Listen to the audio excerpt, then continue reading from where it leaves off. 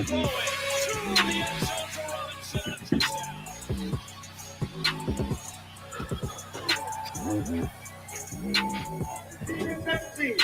to practice, we practice hard. We take it, we be honest, and we gonna make games,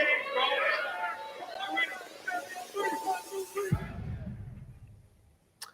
What's up, everybody? Welcome to the Commanders Film Room, where we get together every Tuesday to talk about some film that pertains to the Washington Commanders.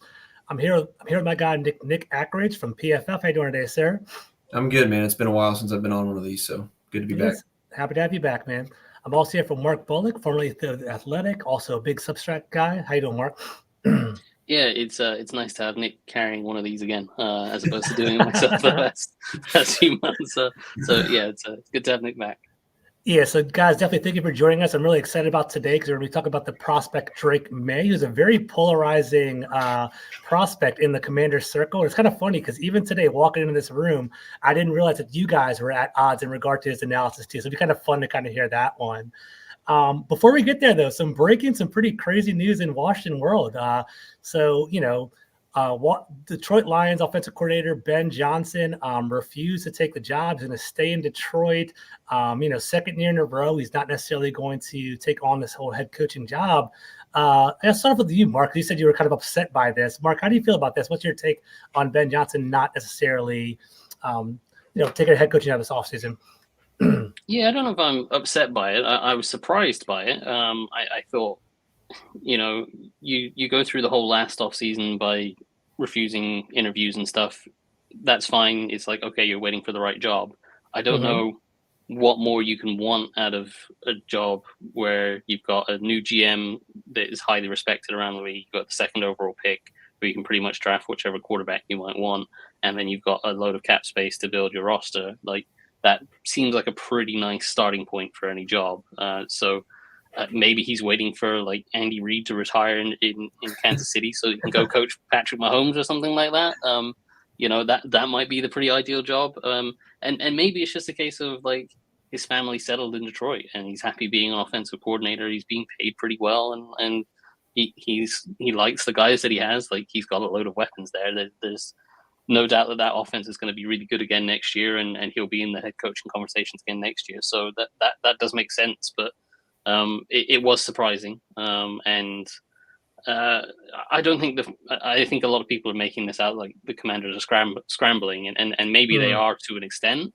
But I think the guys that are really tapped in for the past few days have been saying that this isn't a lock, that it's definitely starting to back up a little bit, right? Yeah, exactly. Sure. Like John Keim the whole time has been saying it's not necessarily a lock that Ben Johnson's going to be the guy, and there's not anyone really more reliable on this beat than John Keim. So I think he probably would have been the favorite, and he probably would have been offered the job if he had taken his interview tonight. But I think that they now pivot elsewhere, and it'll be interesting to see exactly which path they go down.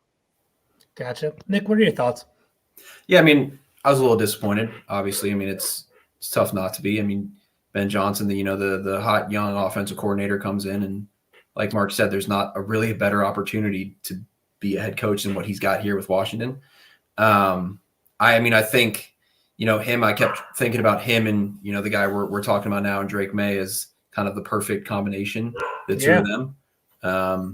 But yeah, I mean, a little disappointed, but maybe he is just content. I mean, some people don't really like to shoot for the stars, and they're just happy with where they are. So maybe he is. Who knows? It'll be interesting. So, projecting a head coaching opportunity 2 years in a row is definitely eye-opening, but you never know. Hopefully we can scramble. I'm still interested in Mike McDonald. Hopefully we get him as a potential coach here in DC. We'll see what happens there. But that's not what we're here for. We're here to talk about Drake Maye. I'm actually really pumped about this. I'm going to defer and throw it to Nick. We're going to pull up some film right now. Nick, kind of walk us through what you're seeing. Yeah, guys, so sorry, Nick. In the chat, guys, feel free to ask questions. Feel free to interact. I really want to hear what you guys have to say about this. So thanks, Nick. Appreciate it. Yeah, so this first set of clips is just kind of showing off the arm talent. I believe it's more kind of like off-platform throws where it's just all arm strength. Just kind of run through those and basically talk about them. I mean, it's these off-balance throws where he's throwing from far hashes and still delivering dimes and whatnot. And it's tough not to get too excited, or it's tough not to get excited about this sort of arm talent, where he's kind of jumping and throwing, and the camera can't even really keep up with the ball there. That's the type of stuff you're really looking for when it comes to arm talent. It's not really how far you can throw the ball, but the velocity you can throw it with, and how you can throw it when you're not in a perfect throwing position. I mean, again, here everyone's probably seen this over and over again, the jump throw off the back foot, perfect accuracy. Just the highlight throws that you really kind of want to see out of some of these top prospects, and sort of the new age style of quarterback. This one's incomplete, but again, I just really wanted to, it's the arm talent here where he's rolling left, and I mean, you can make a case that this might be caught, but again, he's rolling left here, and it's a jump throw, and it's just all arm. That's about 30-40 yards there. So that's pretty much it for that one. And then I wanted to show off the deep ball accuracy. Again, everyone's seen this sort of stuff already, but it's just kind of the wow plays that you want to see from a top quarterback.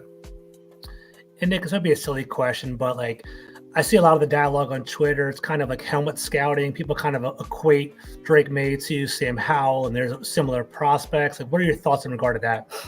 Yeah, I don't think they're similar. I mean, they have similar shortcomings, yes, but that doesn't mean that they're the same sort of player.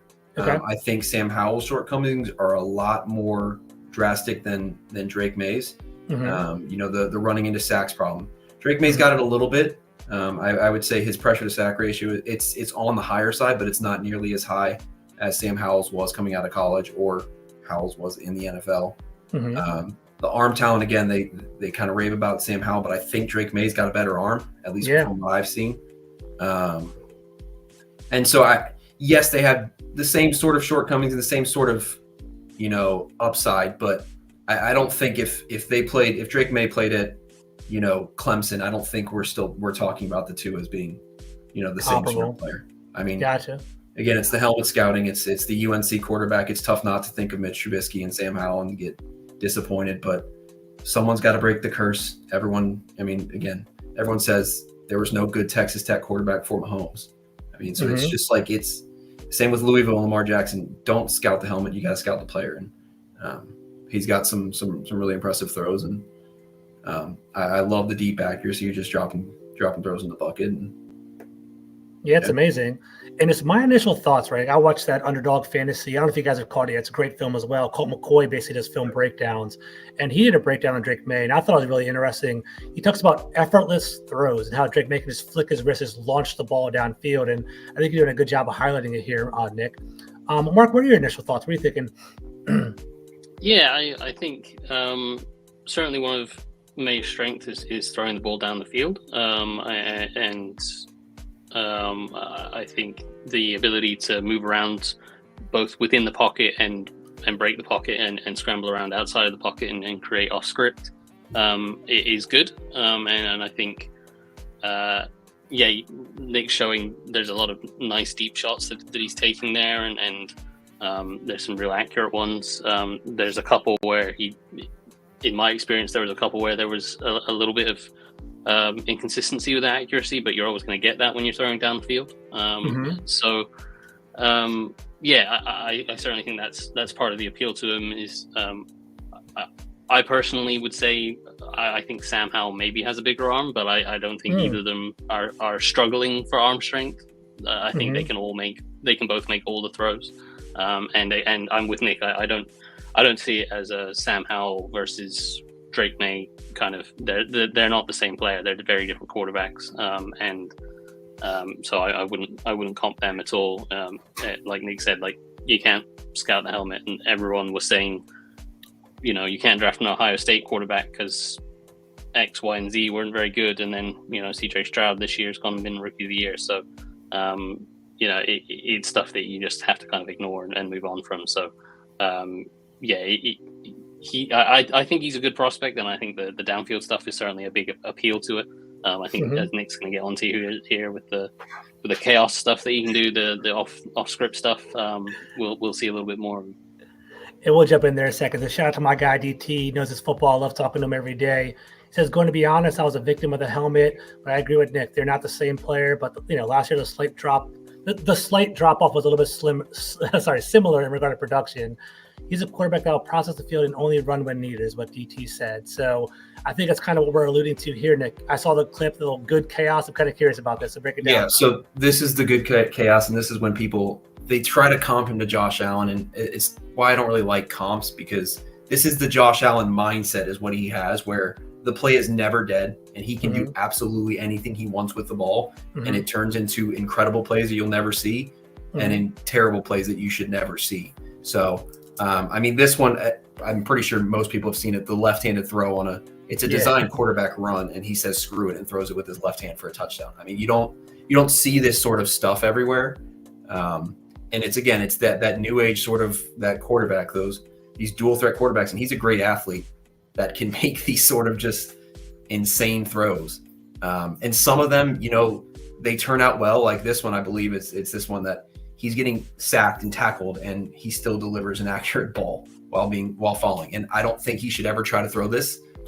He should probably try to get out of the pocket a little bit quicker, but it's part of that good chaos that you see, and it's why people like to say he's got the Josh Allen mindset, not that he is going to be Josh Allen.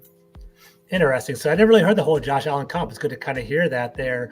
I think my favorite one is he looks like Justin Herbert and throws the ball like Herbert with the Josh Allen mindset, and that's not to say he's going to be Herbert with the Josh Allen mindset, but that's just what he looks like, and it's why I don't really like comps too much. But again, it's the the out of structure play that you really kind of want to see from. That last clip was fantastic, kind of throwing it on the runs, off platform, like you said before. It just seems like he has arm strength and spades. I do like that. Right? I think it's very impressive. And then you get to the bad chaos where it's the same sort of thing where, again, scrambling from clean pockets where Clemson's only rushing 2 to 3 and just wild accuracy on the run, making some poor decisions that turns into a pretty bad pick six. So you live and die with the chaos. And again, it's that sort of new age quarterback that you'd love to see him clean up, but you can't really take this mindset out of quarterbacks. And then Nick or Mark, a question in the chat talked about like mobility. People seem to think that he is not mobile, or maybe are disregarding his athleticism. Do you think his athleticism would transit to the next level? What do you guys think about that? Mark, I think he's a pretty good athlete. Mark, you can dive deeper. He's absolutely, he's definitely a good athlete. The athleticism is definitely a plus. He's not Lamar Jackson. He's not Jaden Daniels in terms of his athletic ability. He's not gonna make 5 people miss in the open field, but he's definitely good enough to be, if you want him involved in the run game with read option stuff, he could do that. If you want him to, we're seeing these chaos plays where he's able to scramble around and avoid sacks. He does that routinely. The mobility is definitely a plus for him. I think anyone that's disregarding that is silly, really. Which is when, like, we saw the Mac Jones comp was kind of wild. I don't see any parallels in regard to that, right? I think it's completely opposite players. Yeah. Right? Those were kind of the cut-ups of a bunch of different plays, but we can talk through individual plays. We'll start. Let's go through them a little bit. We'll start with the bad, since we're talking about the bad chaos and all that. This one's from App State. I believe it's this year, and tempo. Basically, North Carolina run. It's a lot of deep patterns. It's a lot of deep balls. So here, you've got App State kind of struggling to adjust to the tempo and whatnot, and you see a sort of too high look. And for me, what I would like to see Drake Maye kind of do is sort of notice this safety rotation where he's kind of getting in the middle of the field and this other safety drops down, and I'd like him to flip his head to the field and hit this seam against cover 3 that's pretty wide open. That's what you're looking for against cover 3 is that seam right there. He's stuck on the boundary concept and then takes off to scramble and eventually hits a check down, but again, you're missing out on the big shot there, and it's one of his things where he kind of gets locked in sometimes on what he sees pre-snap and doesn't adjust to what he's seeing post-snap. Very interesting. Mark, are you seeing some similar things from what your tape, or what are you seeing? Yeah, you do see it occasionally where he locks in on guys, and a lot of the time it's that kind of situation there where he's got a single receiver isolated to one side and he's thinking, this is my guy, I want to go to him on a deep shot down the field, and he kind of ignores what's happening on the other side of the field. And like on that one, I can see why he would still stay on his one receiver, because he's just seen, if that's his guy on that other side of the field, and it might well be, you've got the safety rotating away from it. So you might be wanting to think, I've got this guy one-on-one. But when the safety's running away from it, you've got to also think it's either cover one or cover three. If it's cover three, I've got this seam the other side. So you'd like him to check that and be aware of that.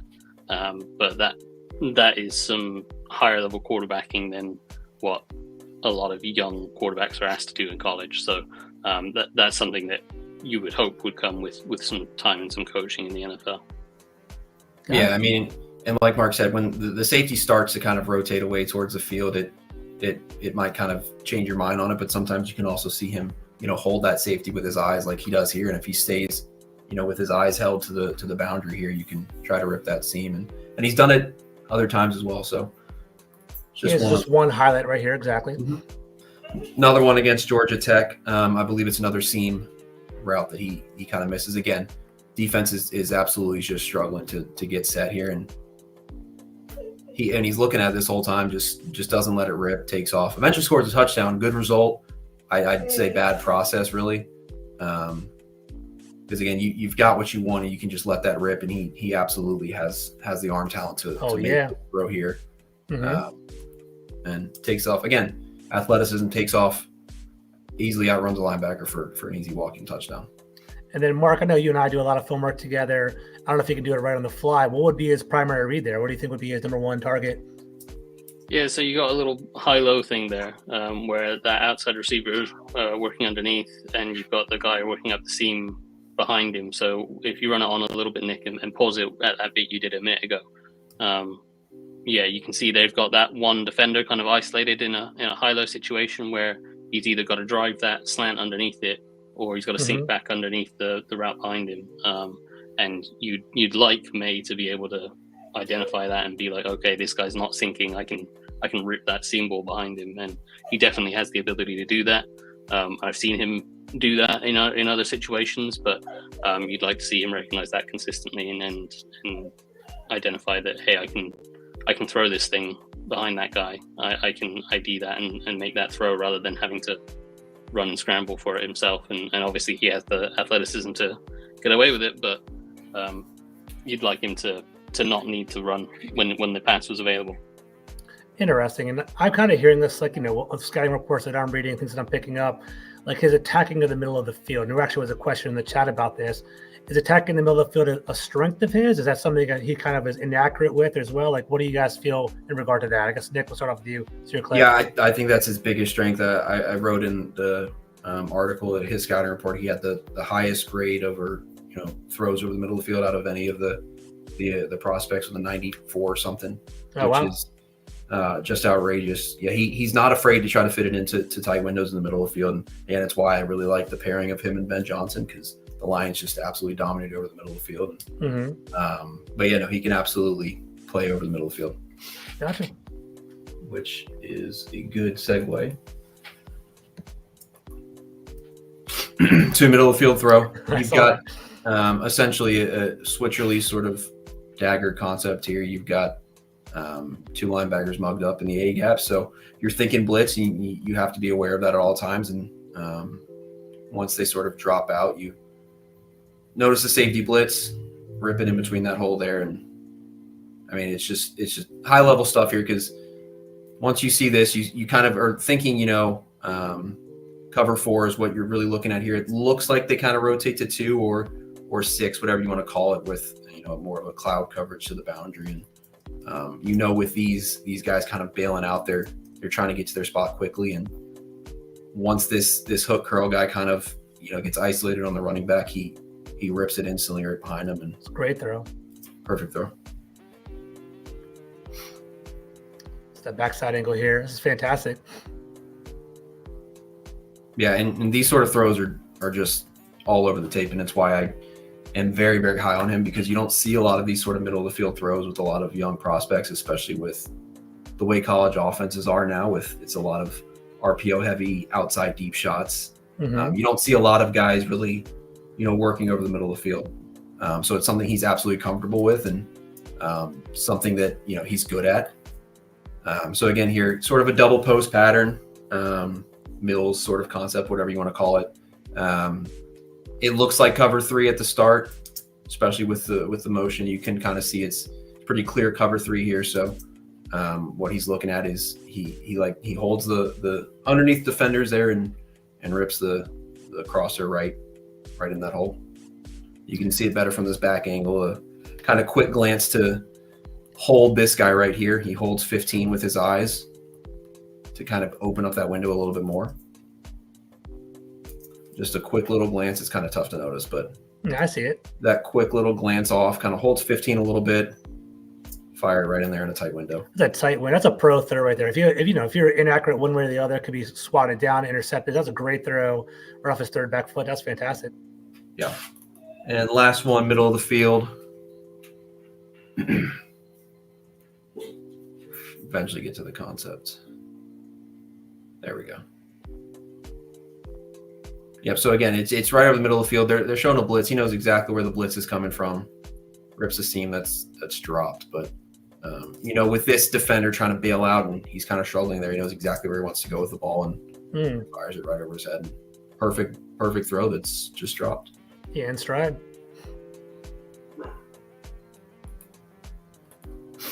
And sort of see that. I love watching these back angles. You can kind of see how they all process it all and what he's looking at. But yeah, once that defender who's bailing kind of struggles to get out there, he knows that's wide open, and it's tough to throw better than that. So this is the question. I don't know how big of a deal it is for you guys. I know a lot of college offenses run shotguns as opposed to under the center. Do you have any concern about that, his ability to read the field? I know he hasn't actually even shown that at the college level, but how do you guys feel about translating shotgun, not using it necessarily, as a clock cadence as opposed to calling it in the huddle? Do you guys have any concerns about that? Mark, I guess I'll go with you first if you don't mind. I'll go back to Nick. Yeah, not overly concerned about that.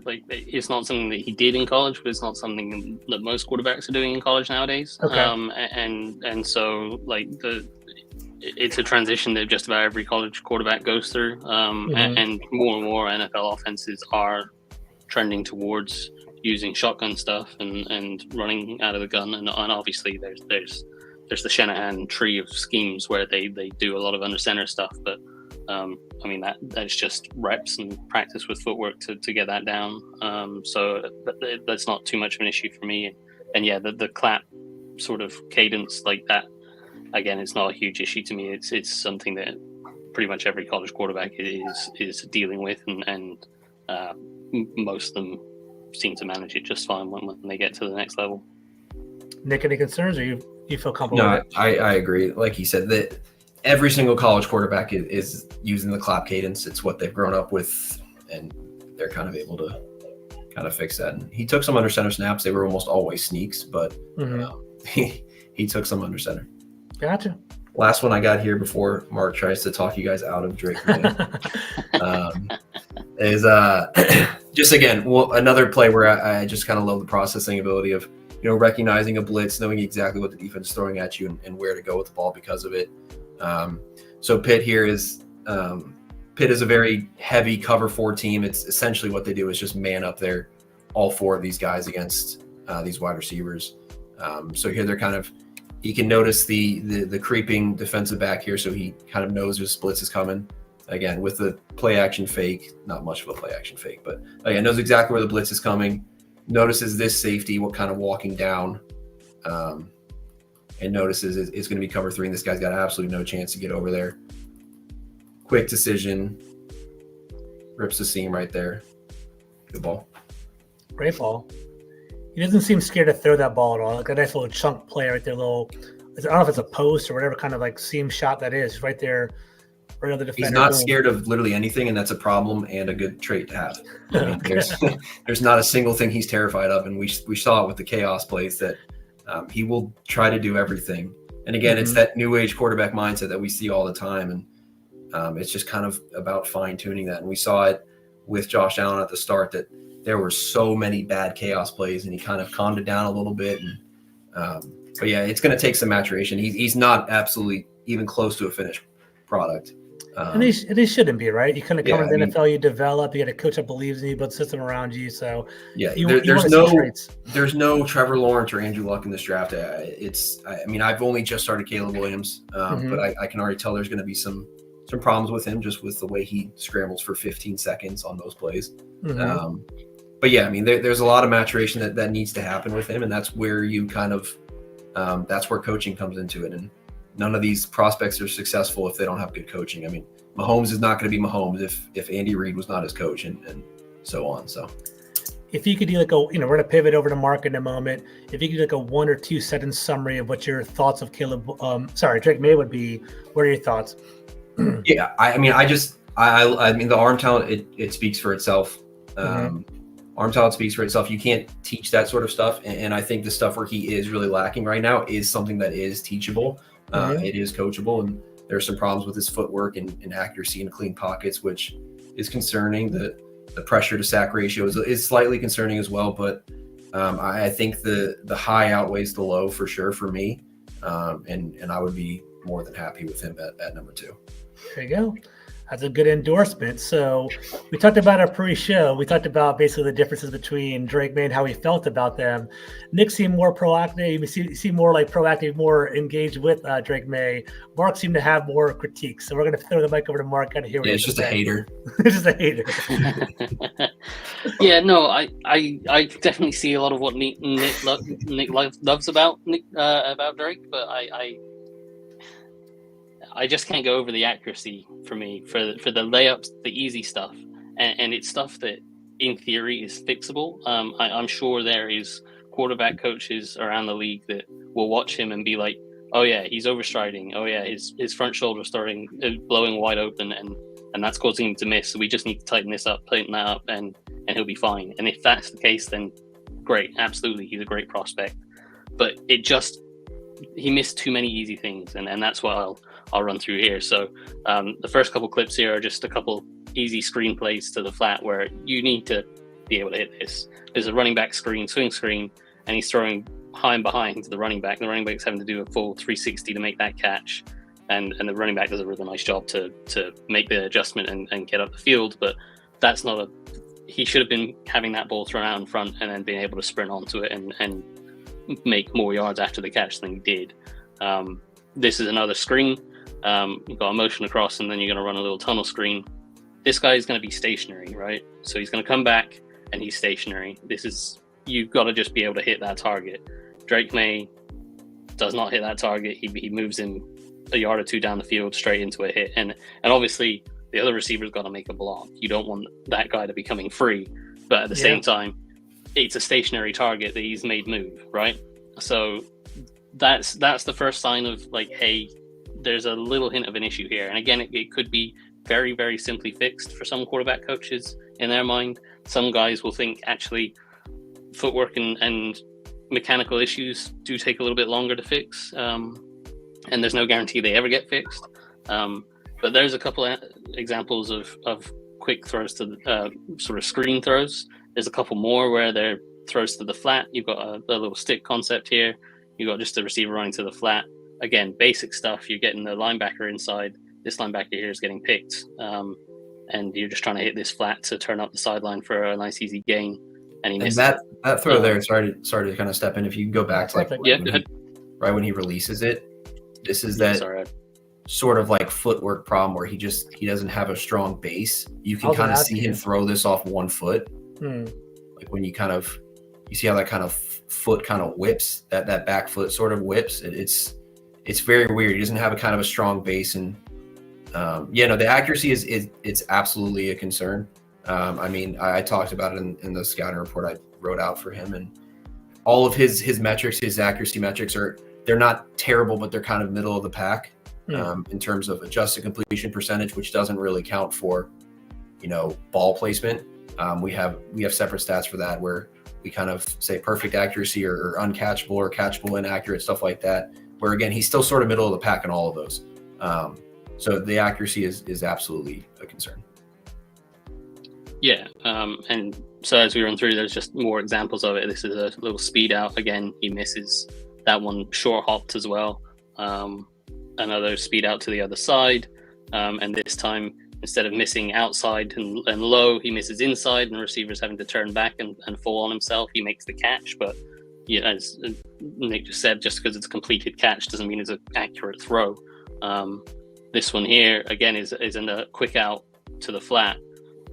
And yes, there is a defender here kind of buzzing underneath this throw, but you've also got this corner ready to trap the flat here, which is something you'll see very often in the NFL. You'll see a safety, you'll see the outside corner trapping the flat, and you'll have a safety working back over the top of the outside route. So this is a dangerous throw, because if you're trying to throw this high to beat this guy, you're risking throwing it straight to this corner.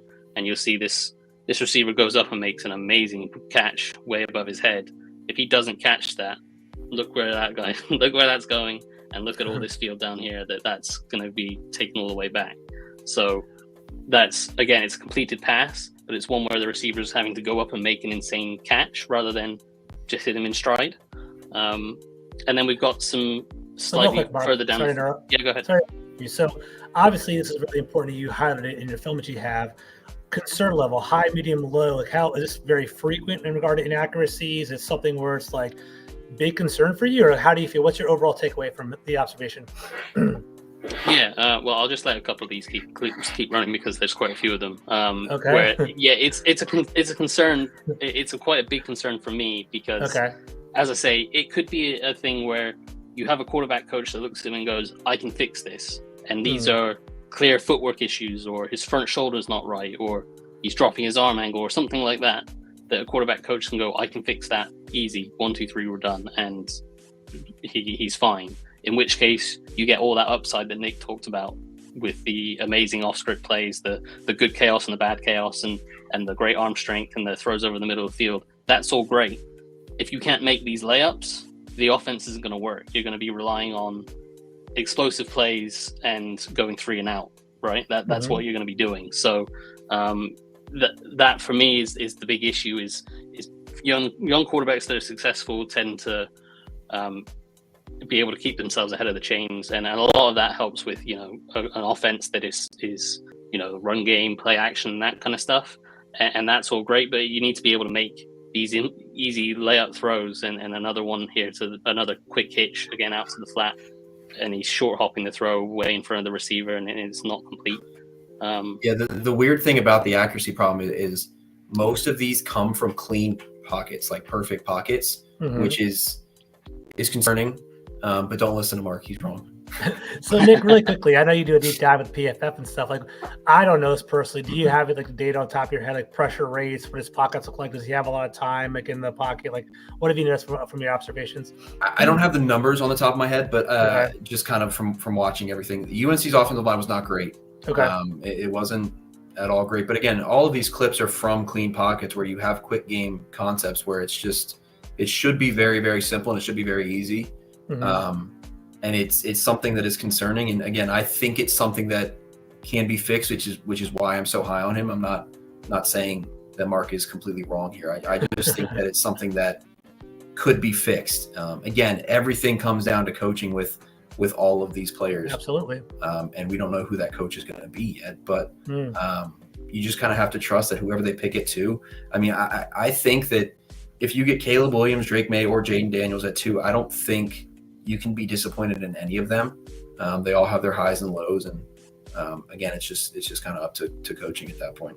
I agree. It's all about investment. Mark, back to you, bud. Yeah, so a few more of those accuracy things where... I mean, we don't have to keep doing this. I think you're hurting his feelings, but go ahead. He's all good. I spent a lot of time at the weekend. People were saying his accuracy is great. He's completed like 66% of his passes or whatever. And it's like... completion percentage does not equate to accuracy, and this even adjust, like I saw people using PFF's adjusted completion percentage. Again, that also does not mean that you're accurate. We have accuracy stats that's not made available to the public, but we have plays where it's catchable but inaccurate, or uncatchable inaccurate, or uncatchable but accurate because of other circumstances and stuff like that, and perfect accuracy. And we chart all that sort of stuff. And but that's not part of adjusted completion percentage. Adjusted completion percentage just takes away the throwaways, the the drop passes. Yes, the drop passes and all that sort of stuff that kind of shows you a much better view of completion percentage. Interesting. Okay. Yeah. So this one was an example I had of a completed pass that is not an accurate one, and maybe some people will disagree with me, but you had a little quick seam concept where you got or archers concept where you got a shallow cross, you got this guy clearing out, and then you've got this receiver who's faking out and pivoting back inside. And you can see here, you've got this huge area in the middle of the field to be trying to run into. You've got this corner playing with outside leverage, who's 5 yards off this guy. If you throw this ball out in front, this receiver is able to run onto it and potentially pick up a huge gain after the catch. Mm-hmm. But we run this on, and you'll see he's having to stop and catch this ball behind him, which allows this corner to make up ground and close on him and tackle him real quick. And look, this is still the first down marker. He's still picking up first down, still moving the chain. So it's not the end of the world, but you're having the guy tackled here at the 35 when he could have been up here at the safety near midfield, right? So you're missing out on potentially 10, 15, maybe even more if he makes the safety miss, right? So that's the kind of yard, it's limiting yards after the catch when you're talking about accuracy underneath like this. And this is another one where, again, you've got just a quick under route. It's not quite a slant, it's an under route, and it's meant to go under this receiver. And you've got these corners sitting off, and he's just going to break underneath it. And again, the pass is completed, but the receiver's having to stop and catch this ball behind him rather than just being able to carry on and run. And obviously this safety here is probably going to make that play anyway, but you never know if you hit a guy in stride what he can do. So that one might be a little bit picky, but you just see like he's catching that ball behind him. Yeah, it is behind him. So you want your throws to be accurate in terms of out in front of receivers, and very occasionally, most of his throws were tended to be behind guys, but occasionally you saw this is a little slant route here. They've got a little pick play, and this time he misses way in front. And the danger of that is this corner was right there and they need to intercept that. So, the accuracy for me is a concern, and it's an issue, and it's one that you have to talk about. And again, as I've said the whole time, if you're a quarterback coach is sitting there going, I can see exactly what's wrong with that. It's the footwork, it's the arm, it's whatever.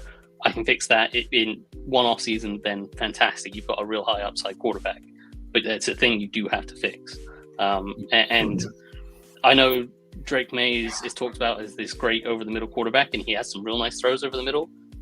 He also has some misses over the middle. So this is a deep over route that we've seen a few of these in Nick's cut-ups. Again, high and behind. And the receivers, I think I showed the end zone angle of this one. He's coming back across the middle. Receivers having to go up trying to get it, and it's behind him. You can see again, ideally you want your playmakers to go and make a great play like that, and maybe Terry McLaurin comes down with that ball, but you also want them to be able to be running after the catch for another 20 yards after that. So yeah, and another one here over the middle, very similar kind of throw behind the receiver. DB is able to jump in and undercut the route, and you see it from this angle a little bit. This one wasn't quite as bad a miss, but I slowed it down. You can see it's just behind the receiver, and that allows this DB to come in and get his hand in at the catch point and break it up. So one thing I've kind of noticed, and the thing that kind of really gives me pause and why I don't want to anoint him as this great prospect, is the accuracy, as Mark mentioned, is kind of low and behind and underthrown and stuff like that. And I think there is some part of that kind of has to do with his throwing motion. It's very long. It's a super long throwing motion. So when he kind of starts to fire it, receivers at a certain point, and by the time the ball is actually released, it's at a different point. And that's a lot tougher to fix than just your simple sort of footwork. That he's got a very, very long throwing motion, which is something that really kind of gives me pause, as you can kind of see there. It's very long. It's a wind up, and the ball's like below his shoulders, right? You're not really supposed to be doing. It's supposed to be more straight back, or it's the exact opposite of Caleb Williams, where every Caleb Williams throw looks like he's just flicking his wrist, which is just absolutely incredible. Yeah. So it's the one thing that does give me pause, because that sort of thing is a lot tougher to fix. How a guy throws a ball compared to, his footwork and whatnot. But yeah, and what Nick is talking about is what you can see here, where that ball is low near his hip, where ideally you want his throwing motion to bring it back up above his shoulder, and that's a much more efficient throwing motion. Whereas because it's dropping low, it's much more lagged, and that could lead to, as Nick says, those throws being behind guys. In this situation, he sails over the top of the guy's head. Wow. Yeah, there are some misses that, like, not even just kind of behind and slowing a receiver down and stuff like that. There are some really bad misses. I don't know if there's one from the Duke game where he's in his own end zone, and he just misses the guy by, like, he throws it like there's 3 guys stacked on top of his shoulder or something like that. And it's just, there are some pretty wild misses out there. Yeah.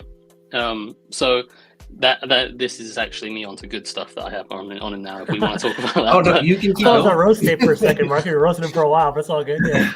Yeah. No, I don't want to make it out as like I really hate Drake Maye, but I think there's a couple people that I've seen that are like, he's definitely the number 1 quarterback in the class, and Caleb Williams is terrible in comparison, and it's like he's not a flawless prospect. Like, those accuracy issues are legit in my mind. They're significant concerns. They would be a red flag, and there would be something that in meetings with him I would have to really grill him on and be like, hey, why are we missing this?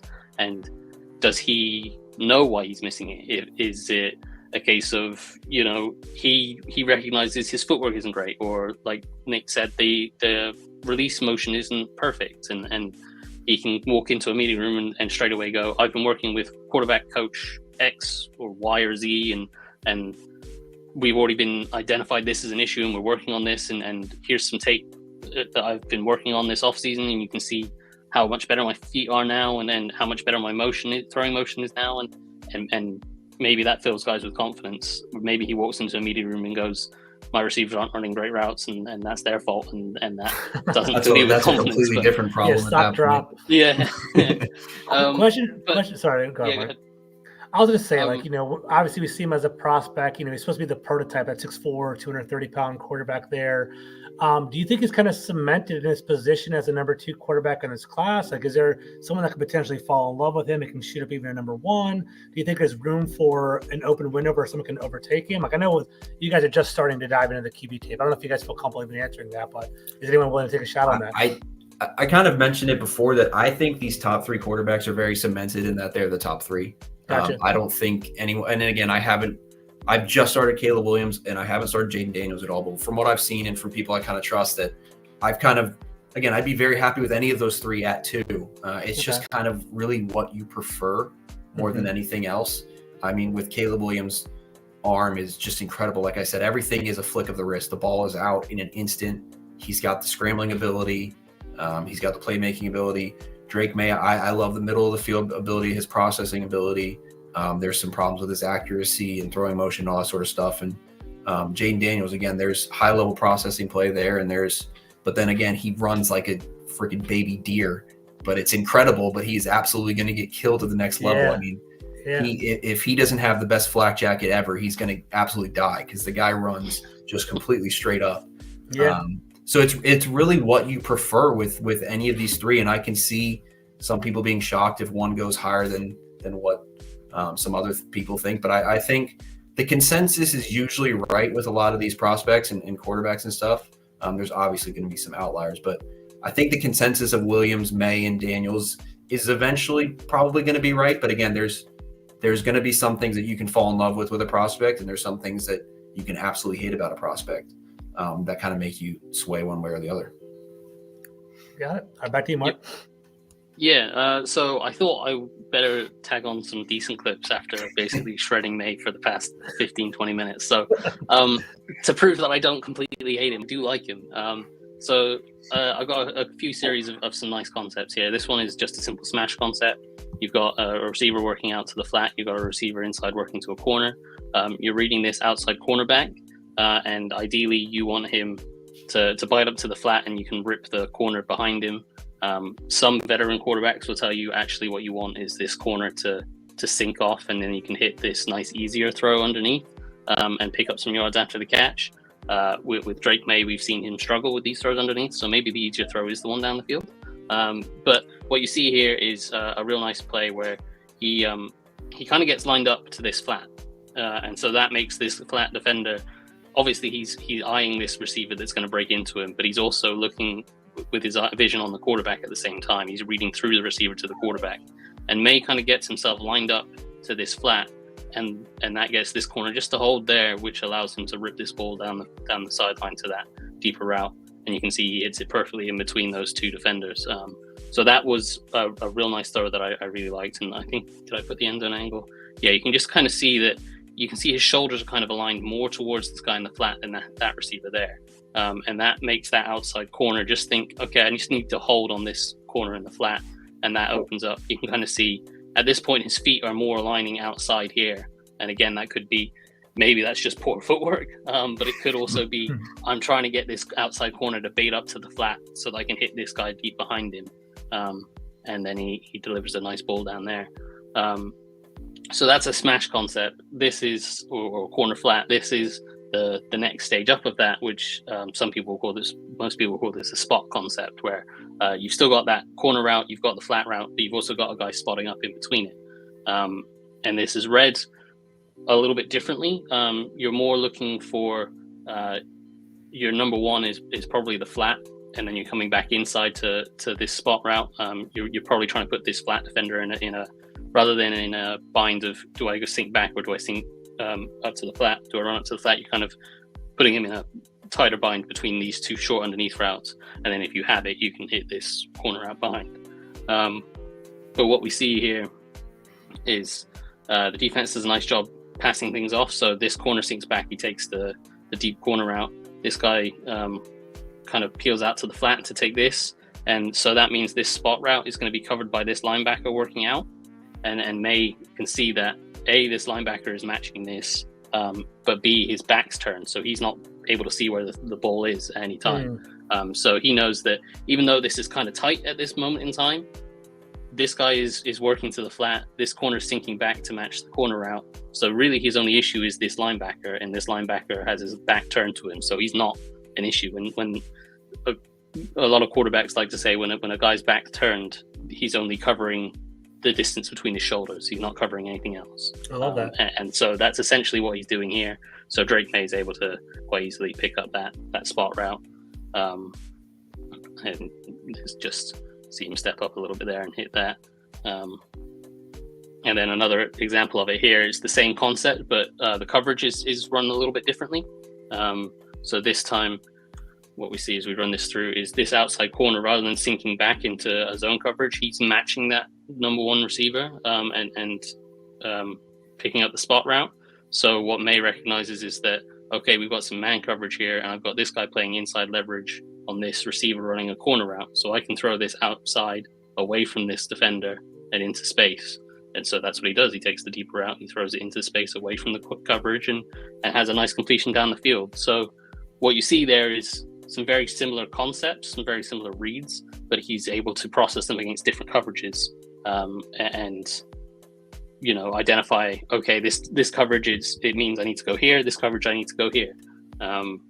So you see the aggression as well in how he plays this. So this is not a too dissimilar read, but it's a different concept. It's the Shanahan Arches concept, where you're mainly looking at, you've got this shallow cross, which is to take guys away from the middle of the field. This corner route is typically just a clear out route. And then you're trying to open this up for this guy running what looks like a choice route, but he's always breaking inside.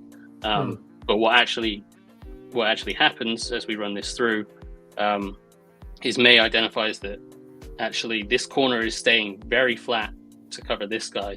And that's leaving this, I think this is a safety inside, trying to cover a route that he knows is breaking outside here. So again, he's got that same thing we just saw, but even more so here, where you've got a guy with huge inside leverage against an outside breaking route. So rather than your first read would be this shallow cross to this guy, he's alerting to this guy understanding, actually, I've got this throw down the field, so I'm going to take that.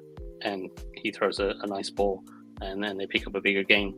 Hey, Mark, props to you, man. That's some great analysis right there. I like how you showed that to us in sequence. You definitely got to see similar concepts, different types of reads, and then using the leverage to throw the outside. That was great. That's a great analysis. Good job, man. It's awesome. Yeah, I need to go to the Mark school of concepts and how to show them in sequence there. That was good. That was fantastic. Good job, man. So this one here, it's going back to the hitting things over the middle of the field, not being afraid of hitting things over the middle. This is just a dagger concept, and you don't typically see in the NFL, you don't see dagger concepts from a stack set quite so often, but it's what they do here. Ideally, you want this to be more bunched so that you can have this guy pushing deeper, and you can get this receiver going wide to get guys to widen and then open up stuff in the field. But that's by the by. Anyway, you've got a dagger concept. Receiver running a clear out, outside receiver running a big dig behind it. And you can see Drake Maye is basically eyeing this safety when there's nobody in this kind of underneath coverage here. He's basically got, is this safety going to drop back deep with this receiver, or is he going to bite up and take this dig? He sees the safety kind of opening his hips and ready to run deep. So at this point, he's got to his back foot and he sees that safety. He's opened his hips and is ready to run deep. So he knows this is pretty safe, even though, that safety is still there. His leverage is facing outside. His leverage isn't prepared to drive down on this dig route. So he knows he can throw this and hit this, drive this over the middle, make that completion, hits him in stride, and then they're able to pick up some yards after the catch as well. So again, you see it from this angle. It's a nice throw. Hits his receiver in stride. I thought I'd pick that out as well, given my questions of his accuracy. So that's a nice little play. Again, attacking the middle of the field, and then a couple of shots. I really like his ability to identify safeties being kind of aggressive, and like we just saw on that last play where the safety was playing deep and his leverage was to the deep route. Here we see the opposite of that, where he's reading this safety, and this safety bites up, and so he's able to rip this seam route behind him. And this is a pro concept. A lot of the concepts we've seen are pro concepts, and I wanted to highlight those because those are concepts you see on Sundays that he'll have to read through. And I just want to step in real quickly here with a lot of people that talk about the Sam Howell and Drake Maye comps. They hired a new offensive coordinator, and the offense is drastically different. I mean, what we saw from Sam Howell was doing in Carolina, he's absolutely nothing like what we're seeing Drake Maye do this year. Like Mark said, these are a lot of pro concepts. It's not, a ton of RPOs and deep balls, which is what Howell did. And it's why he was a massive projection and guess based on his, his talent and stuff like that. But you didn't see a lot of this sort of stuff when he was playing at Carolina. And I got a question for you. I don't want to put too much pressure on you guys. I know it's a really nuanced question. So there was questions about Sam Howell coming out about his footwork and about how it was like, not necessarily the right foot in front of his lead. And it was unorthodox compared to the NFL. Or do we even know if that's the case with Maye or what's going on there? I see you nodding, Mark. I don't know if you have any insight on that or thoughts on that. Yeah, so Sam Howell I think he had quarterback coach change during his time in college. And gotcha. So his first few years in college, he had one foot up, which changed how his footwork. I think it was his left foot up, and then the quarterback coach came in and decided he wanted to change that and have the right foot up, and so that kind of changed how he was doing things, and that messed up with his footwork a little bit. But when he came into the league, his issues were more with drops, in terms of like dropping back, whether he would take a 3-step drop or a 5-step drop, and how many hitches he would take up into the pocket. And it was something that really stood out in his first preseason to me, where there were concepts that I know were 5-step drops, and he was taking 3 steps and then taking 2 hitches, which would lead him, like, you want the quarterback. If the quarterback's meant to be back here in the pocket, Sam Howell was up here because he was taking a short drop and then too many hitches up. So that makes it real hard for the offensive line to block. Yeah, but that's because the offensive line is terrible, right? It has nothing to do with quarterback. Yeah, exactly. But what I would say for Howell is that he really improved that in that week 17 or 18 start against Dallas in his rookie year. You could see there was a pretty drastic difference. And this year, that footwork, he still had moments where it was pretty bad, but it was significantly better than what it was in college and what it was in even his rookie year when the preseason. So that goes to show that footwork can improve. Like, the caveat to that is Howell did basically have his entire rookie year to just work on his footwork. whereas you would expect the number 2 overall pick to be starting right away. So you don't necessarily have that luxury of working on your footwork for a whole year, but it does show that it can be improved, and Sam Howell does still have some improvement to go, so it's not like he's the finished article in terms of footwork. But yeah, to Nick's overall point of like this, I saw some people saying that because Drake Maye had a new offensive coordinator, his stats went down and it was a tougher season for him. For me, I thought this offense was a lot better because it showed a lot more NFL pro style concepts that you see run on Sundays consistently, like I've tried to show with the last few clips, and this is another one, and it's a lot better than as Nick said, where the old offense was a bunch of RPOs and deep shots, and you can run some of that in the NFL, but you can't run an entire offense out of it. So for me, the claim of the offensive system isn't being very good, that's a claim that fits Caleb Williams' situation. The USC offense was dreadful this year, and I don't know why anyone's interviewing Cliff Kingsbury, but that's another show. Another episode, next week probably. Yeah. Well, no, it might take me a while to get through Caleb Williams because, like Mark said, that offense is mind-numbing to watch. It's a problem. That's funny. It's really bad. But yeah, so this for me was an advantage because you get to see Drake Maye running pro-style concepts that he'll run in the NFL. And so this is another one where you see quite often in the NFL, you'll have these 2 little hitch routes and you have the slot running a fade. This one is more of a seam bender rather than a fade, but it's a similar idea. And what you see is, I think I drew up. Yeah, so he's eyeing that deep safety, and that safety is driving up to the flat. I'm not really sure why that safety's doing that thing. He probably should be sitting in the middle of the field. I don't really know why he's abandoning that hole, but he's doing it. And Drake Maye sees it, and he's like, okay, well, I'm going to rip that sucker behind you. And that's exactly what he does, and he rips it behind him for a touchdown. And that's good quarterbacking play. You see a safety biting up on something, and this touchdown was a very, very similar play. This time the safety is over the slot receiver, and this time he's more responsible for the flat. Or I think he might be in a hook curl zone. I think they play cover 3. I think this is their safety rotates back, and this corner rotates back. But this is the kind of play that Nick was talking about earlier, when a quarterback identifies cover 3, you wanted to see him rip the seam. And so you see they're spreading out to cover 3. So you got this corner dropping back deep. You got this safety rotating to the deep middle. You got that corner dropping deep, and then you've got 4 underneath guys with the safety buzzing up into the middle. And so what Drake Maye, again, he's reading that this safety is holding his spot in the middle of the field, so he knows he can hit that behind him. He knows this corner is a threat, but he's playing with outside leverage, and so he can lead him more towards the middle, especially if this safety continues staying on this far hash. He's got lots of room to work with. So again, he's reading that this safety is flat, and this corner is playing with outside leverage, so he knows I've got this seam to work with. And again, he rips it up that seam with a real nice ball on a rope. This angle shows just how nice of a ball that is. He really drives it and hits that receiver, and another touchdown. So wow, look at that accuracy. All the ball position, you guys, is fantastic. Good content. Yeah. So and I'll just let these last few run on because they're just deep shots again.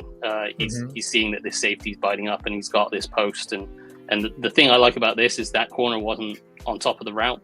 That corner was on top of the route, so it's not like this is definitely 100% open, but he notices that safety is so far across the middle with that crossing route that he has so much room to drag this receiver away from that corner, that yes, you might not necessarily hit the touchdown ball over the top because this corner is still on top of the route, but you can still hit a big play by dragging him across the middle of the field away from the coverage because this safety is nowhere near. Again, it's a pretty nice ball down the field. You see the end zone angle. Again, he's able to drive that ball pretty nicely and hit that receiver in stride. So, and I think the last clip I had is another deep shot. Again, it's the safety that he's reading, staying shallow, and he's able to hit. It's just a quarter's coverage, and so he's able to drive a deep ball down the seam, hit that deep post, and score a touchdown. And I think for the end zone angle, we'll just end on the nice end zone angle of a nice, beautiful deep ball down the seam and hit the receiver and get in the touchdown. So, So yeah, Absolutely. I think there's a good quarterback prospect in Drake Maye. I think there's a real good quarterback prospect in Drake Maye, but the accuracy stuff is a major red flag for me. Missing those layups, you have to take those layups in the NFL. You have to be able to stay out of third and long situations. You're not just, especially as a young quarterback, you're not going to live in third and long very very long. So you need to get yourself into third and mediums, third and manageables, and being able to convert that way. So yeah, those missing those layups is a big concern, and as I say, maybe some quarterback coach looks at him and goes, yeah, that's an easy fix, I've got that. And if whoever the quarterback coach in Washington is going to be does that, then fantastic, I'm all on board, because he's clearly got a lot of talent. But it's just the accuracy is a sticking point for me right now. Gotcha. So I'll do one little exit question for both of you guys and we can start wrapping it up. So I guess what I'm hearing, I could be completely wrong, but what I'm hearing with Drake Maye, prototype, he's a prospect. Maybe his tape doesn't necessarily match. Like he had a poor year as opposed to previous years. Maybe his tape doesn't match up his projection in number 2. Would you feel confident with him as a number 2 overall selection? That's step one. And I'm gonna let you guys process this one as well. Would there be a quarterback you can potentially to resonate with our fan base, a relative comp that they could kind of relate to in regard to him? I know, Nick, you kind of talked about Josh Allen, Herbert hybrid. I'll start off with you to give Mark some time to think. What are your thoughts on that? Yeah, I'd be happy with him at 2. Okay. I really would. I think there's a lot of high quality quarterback play there that you don't see out of a lot of college prospects. Okay. There's definitely concern. Again, I don't think any of these guys are surefire number 1 guys. I mean, Caleb, you can maybe make the argument for, but I think there's a lot that still needs to be worked on there. But for him, I would be ecstatic with him at 2. I think that that's when you're in this position. I think you have to take this sort of risk on someone like that, and I just think that the right coach can kind of fix some of those things and get him to be that level. And when it comes to comps, again, I like the Justin Herbert build with that sort of laser arm with the Josh Allen mindset. That's not, again, it's not to say that he's going to be Justin Herbert. Justin Herbert's already a top 10 quarterback in the NFL. Josh Allen's up there as one of the best already. It's just the thing that kind of comes to mind because he's essentially built in the lab for quarterbacks. Like he's built exactly how you want this new age quarterback to look. And he's not a sneaky good athlete. He's a very, very good athlete. And yeah, he's the exact build you want for the kind of quarterback in 2024. Cool. Mark, on you, what do you think?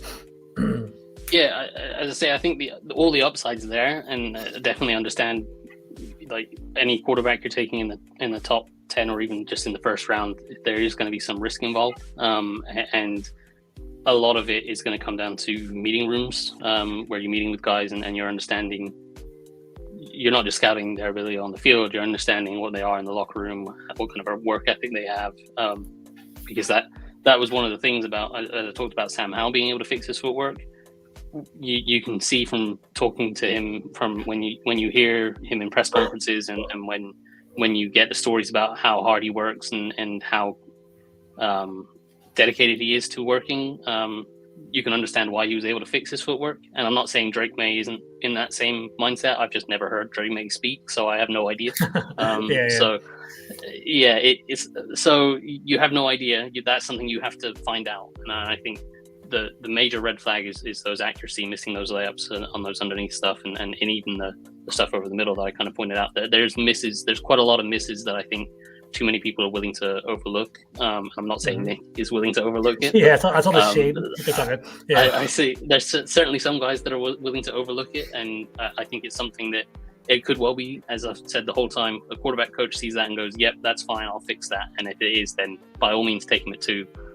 For me, from what I've watched, I've only done 2 games with Daniels, so it's probably not fair to compare him yet. I've done 6 games with Caleb Williams, and that was enough of that offense for me to never want to watch it again. But I personally like Caleb Williams more. I don't think he's going to be available at 2.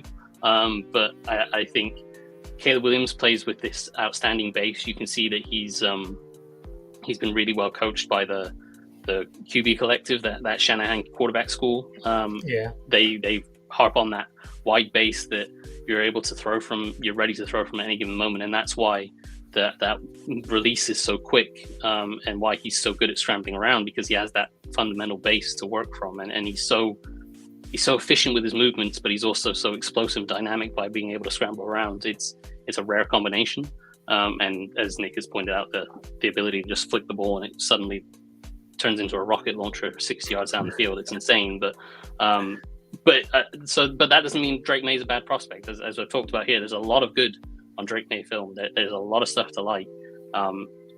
For me, that accuracy is just the sticking point, and that's not something that I personally can say, yes, I can fix that, or I can personally talk to him and be like, oh, he understands, he gets it, he understands that this is an issue and he's already working on it.